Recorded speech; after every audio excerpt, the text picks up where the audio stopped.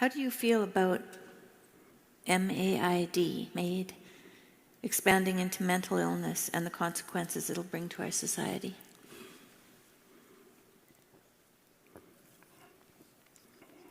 Okay. So I was pretty sick the last few years, and I was in a lot of pain. It took me usually for about 2.5 years, it took me about 4 hours before I could stand up. And then once I stood up, I couldn't sit down. I was walking, 9 to 12 miles a day. And then by 10 o'clock at night, I was feeling something approximating the worst I'd ever felt previously in my life, but way better than I had in the morning. And then I knew perfectly well that as soon as I went to sleep, it was going to start again. And I put up with that for about 2.5 years, and got to the point where, especially because I was seeing the pain I was in reflected in the eyes of the people that I loved. And I didn't want to have that happen anymore, And so I talked to my family about going to Switzerland. I thought, I just can't do this for the next 20 years. It didn't look like it was going to get better. And then I tried a variety of relatively extreme treatments, and possibly one of them worked, and I started to recover. And I've been recovering now for about 16 months, probably. And it's been slow, but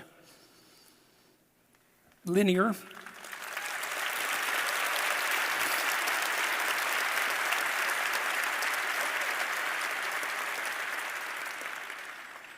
And things are pretty good again. In fact, they're remarkably good. And, tonight was a highlight for me because my son was here playing, and that went very well. And so that was very gratifying.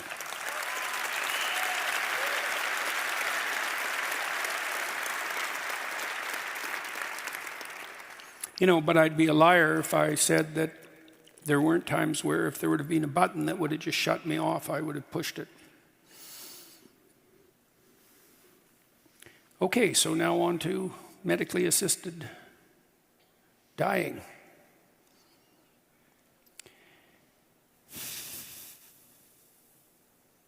We had a dog, Seco, and near the end of his life, it was getting pretty hard for him to breathe. Every breath became an effort, and so we made the collective decision to have him put down. And we liked that dog quite a lot. He was a great relief to my daughter when she was sick, and so it was a pretty rough day when we had him put down, but it was the right thing to do. But he's a dog, He wasn't grandma. And Nietzsche said, you haven't lived long if you haven't seen that the compassionate hand sometimes kills. And, there's something to that. You got to ask yourself how much agony you would be willing to watch someone go through before you might give them a hand. But that doesn't mean that responsibility should be taken up by the government. So, I'm opposed to capital punishment.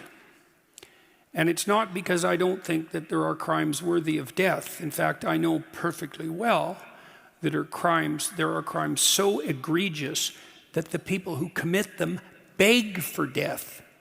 That's not an uncommon outcome at sentencing trials for people like the serial sexual slayers of children who've descended far enough down into hell so that death would be a relief.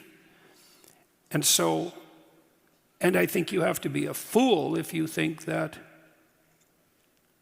people, that there are not some crimes that are so brutal that virtually no punishment would be too severe.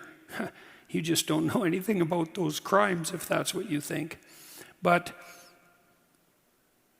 I don't think it's a good idea to give the state that power. Because as untrustworthy as the criminal might be, allowing the state to make decisions about who should live and who should die, you don't know what kind of monster you're likely to conjure up doing that. So I don't know how many of you know this, and you can go look it up for yourself, but before the Nazis started their extermination program, before they started the Holocaust, they started it with a public health campaign. Right? The Nazis came to power partly promising to clean up the country on the disease side. And they did. They produced universal treatments for tuberculosis. They upped the standards of hygiene in German hospitals. Then they went to the factories and started cleaning them up. And they used Zyklon B. If I remember, there's 2 variants of Zyklon, which is a toxic gas.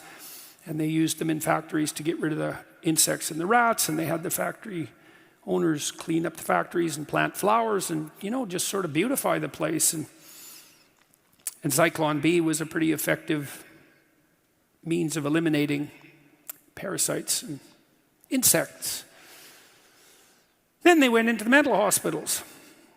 And there is not much more that's more brutal than a back ward in a mental hospital before psychiatric drugs. I worked at the Douglas Hospital in Montreal after deinstitutionalization, but before some of the long-term back wards patients had passed away.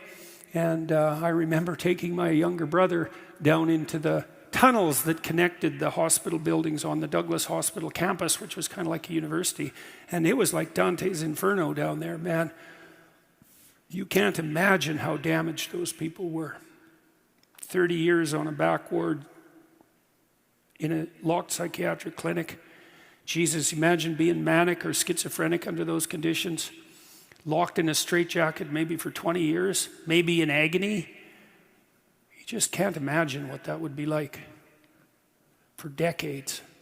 And the Nazis basically said that. They said, Jesus, if you guys went into those back wards, you'd think death is preferable. And plus, it's not like it's cheap to keep those people alive in their desperate suffering. And we could spend that money on the typical thing that,